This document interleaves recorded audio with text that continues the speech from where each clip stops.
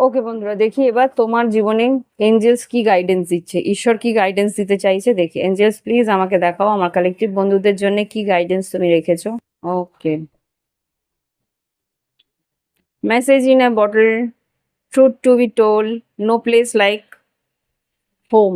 এখানে যেটা বলছে, তোমার সবচেয়ে কাছের যেই মানুষরা আছে তাদের কাছে মিথ্যেটা না বললে সত্যিটা বলা উচিত। যদি নিজের মুখে না বলতে চাও, সামনাসামনি না বলতে চাও, তাহলে মেসেজের মধ্যে পরিষ্কার করে লিখে তাদের পাঠিয়ে দাও যে তুমি কি বলতে চাও।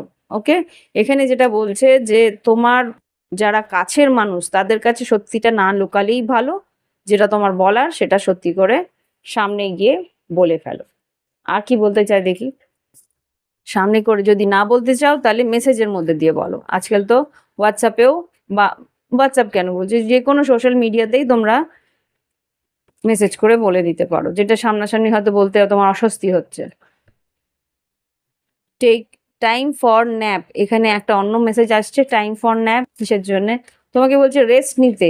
কাজের হয়তো বেশি চাপ নিয়ে নিচ্ছ, সেই জন্য বলছে রেস্ট নিতে। আর না হলে বলছে এখানে, হ্যাঁ, to the sea. To the sea বলছে যে তোমার ইমোশনসগুলোকে একটু দেখো, তোমার আবেগটাকে একটু বোঝার চেষ্টা করো। ওটাকে লুকিয়ে লাভ নেই, কেননা সময়ে থাকতে যদি তুমি আবেগটাকে বুঝে টাইমের মধ্যে তুমি সেই পরিস্থিতিটাকে নিজের জন্যে যাচাই করে নাও, তাহলে কিন্তু এখানে যা দেখতে পাচ্ছি, এ লেগ আপ মেন্ডিং, কোনো একটা পরিস্থিতি হয়তো সুরাহা হয়ে যাবে। আর সম্পর্কটার মধ্যে একটা গতি আসবে, সম্পর্কটার মধ্যে একটা চেঞ্জ আসবে। Hmm, a change in the wind.